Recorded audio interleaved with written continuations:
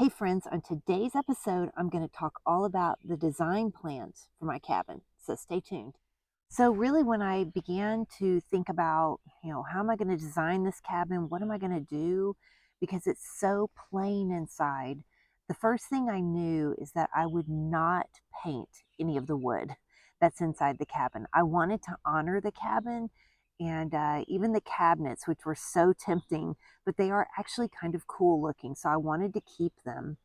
And so I began looking on Pinterest, like, how do I even make something like this look fun and colorful and whimsical when it's so bland and boring? And yes, it's nice, but it needs some color to it, right? So I turned to Pinterest and I created a board for my cabin. And then I started creating folders as I was pinning things. Like I saw really cool lighting. I saw some neat furniture. I started some rugs or pillows or, just project ideas that I could do for this cabin. And I thought, this is going to be great. I need to keep track because you forget, right? You forget where you find things. And so Pinterest was really key in me being able to put together a design plan for this. Now, as I was penning things to Pinterest, there was one thing that really caught my eye, and it was a red and white striped sofa. And I thought, oh my gosh, every time I see a red and white striped sofa, like my heart melts, right? And I remember I watched La La Land a few years ago when it came out, and they had that striped sofa in the girls' apartment. And I thought, oh my gosh, I would so love to have something like that. That became the centerpiece for all of my design for the entire cabin. I knew it would have a lot of red in it. The only other question was, what other colors am I going to have in the cabin? And so as I began looking around, I decided blue would be a great color. I found some great curtain fabric from Schumacher. One of my favorite designers that they have is Molly Mahan, and she does a lot of block prints. And this one happened to be in blue and red, and I just knew it was going to be the right thing to go with my striped sofa. From there, I began adding things like trying things out, like what rug is going to look good with this. Rugs are hard for me. So I opened up Canva and I opened a whiteboard on there and began layering the furniture in there with different rugs to see what rug would I like the best.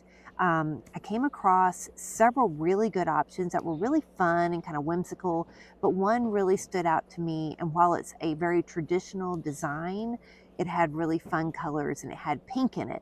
And so that's where I knew my third color was going to be, it was going to be pink. So it's going to be red, it's going to be blue, and it's going to be pink. And that's at least in the main big room where it encompasses the living, the dining, and the kitchen.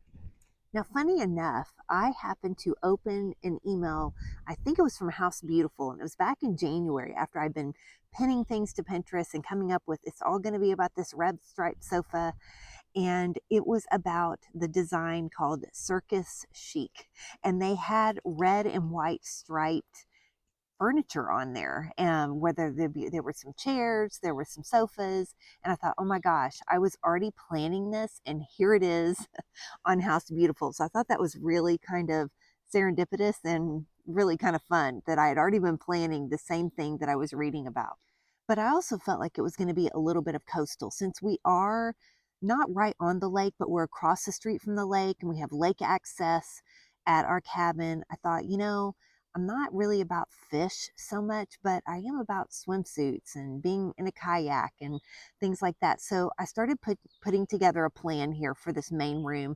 And it was mainly the living room that I started with. And so I added in some fun art that I thought might look really great along with the sofa and the rug. And, I'm still trying to figure out what is my coffee table going to look like, but I found a lot of really fun options. Some of these things were way out of my budget, and so I'm going to have to make do with what I can find. But this was my inspiration board that I really ended up putting together. And so it's kind of like circus chic meets coastal, or lake house design. Now, all this talk about coastal design really led me to the outside of the cabin. Like, what do I want to do to this? Oh, it's cute. It's kind of beige color. So it's a very safe color. And I'm sure, the people who renovated this cabin before we got it were looking to be safe. They didn't want to pick something really bold because not everyone would like that. But I think we've agreed that we're going to paint it ourselves. It's just kind of blah and bland. It at least needs a really great door color, at the very least. But I began looking, and there's a really great color called Salty Dog. It's by Sherwin-Williams, and it's a bright blue, but it's also like a dark blue. I think this might be the right color. The question is, if we do this on the outside, what should we do the door? We could do yellow, we could do a lime green that's real punchy, or we could do a bright, kind of turquoisey blue for the door. So it's going to be a really fun door. We haven't decided what we want yet, but I think there's going to be like canoe oars on the outside of the, cabin we're going to hang. We have our kayak out there, so we may even put that as part of the decor and hang it on the side, to be able to store it as well as use it as decor too. I like the idea of buoys. I think I can get some of these up here that are authentic. So who knows what I'm going to end up with, but these were my inspiration pieces. Now for the long bedroom in our cabin, it's really awkward. I know a lot of people mentioned, hey, put in a Murphy bed and do all these things, but the ceilings are not tall enough for a Murphy bed, and you can't even do bunk beds in here. These are very low ceilings. I can touch the entire ceiling just putting my hand up. So it's a very, very low ceiling. So Murphy beds aren't going to work. This is my design plan for this room. I want it to be really fun. I had some really great fabric from Spoonflower that I had some shades made. So this is what I'm thinking for the bedding and the rug. It's all really, really fun. This is a lot of this is Annie Selke products. So it's going to be a very happy room. I'm still working on what the wall art's going to be and things like that. I'm not sure yet, but it's coming together. Now the next bedroom in the house is my bedroom, and it's the only room that can actually hold a queen size bed, and you can still get out on both sides of it.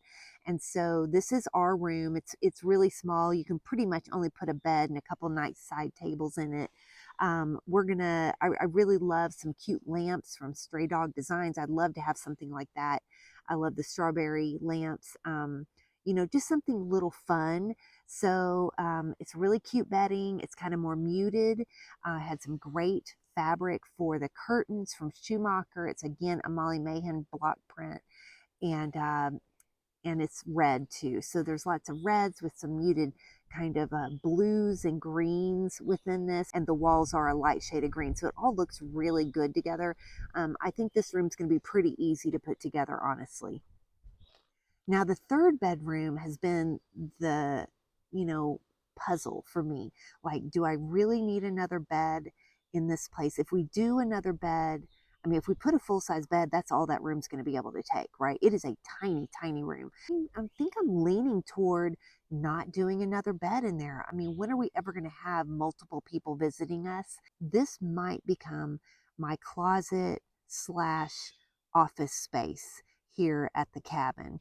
I kind of feel like I'm from Pride and Prejudice. It's my own room for my own particular use, So anyway, I'm going to make this really fun. I love this really great rug from Annie Selke. It's really bright.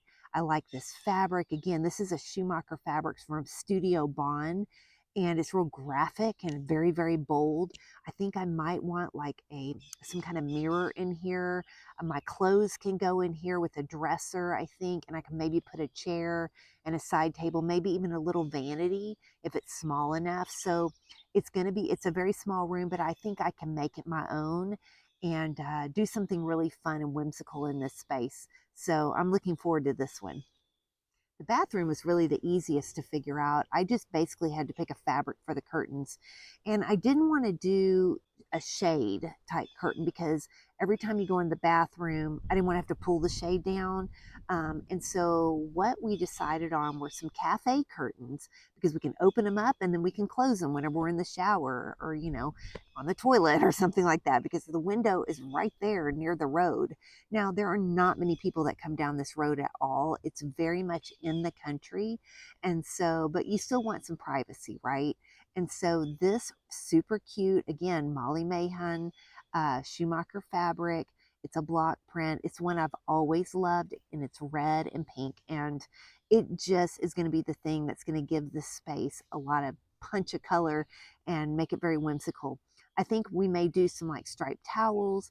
Um, we might do, this fun rug, but I'm really thinking it's about pink, it's about red, and it's a tiny little bathroom. So, it doesn't take much. The walls were already white in here. And so I just have to layer a little bit of color in here, and I think we are good to go. And finally, the kitchen space. Now, remember, the kitchen and dining area are all right there next to the living room. So it's all one big space, which I really, really like because it makes it feel roomier. Even though it's a very small cabin, it's under 950 square feet. And so this actually is a really cute space, but it's got enough room to have a table with 4 people sitting at it. So we also settled for cafe curtains here, and we again picked a Molly Mahan Schumacher fabric. You can't tell, I really love her fabrics. They were just so adorable, and we decided to do some cafe curtains here to give it some personality. And so we can open and close them. I feel like that's going to give us enough privacy when we need it, and give us enough light and color around that window whenever I need it to. I would love to have a pink refrigerator and pink range, although it's not really in the budget. So the way to do this would be for me to use maybe some kind of wrap on the refrigerator, or some kind of decal, or even contact paper. I'm not quite sure how I'm going to do this yet, but I think it would be fun if I could pull it off. Of course, I'll have a little round table. I like round tables because they save space, but they still give you enough room to eat. And I think the chairs will have to be something really fun. I'm thinking Frida chairs using my daughter's art would be this is a really fun space to do this in. So, we'll kind of see how this works out, but I'd love to do a vintage chandelier of some kind, and add some fun shelving into the kitchen. It's got plenty of cabinets underneath, but I could use some shelves up top for maybe my glasses, and maybe stacking some fun plates to give it more color in that space. Again, it's a very low ceiling, so it can't really handle much. We cannot put cabinets up there, but maybe a shelf or two might work with some really fun art. So I am already working on some of these spaces.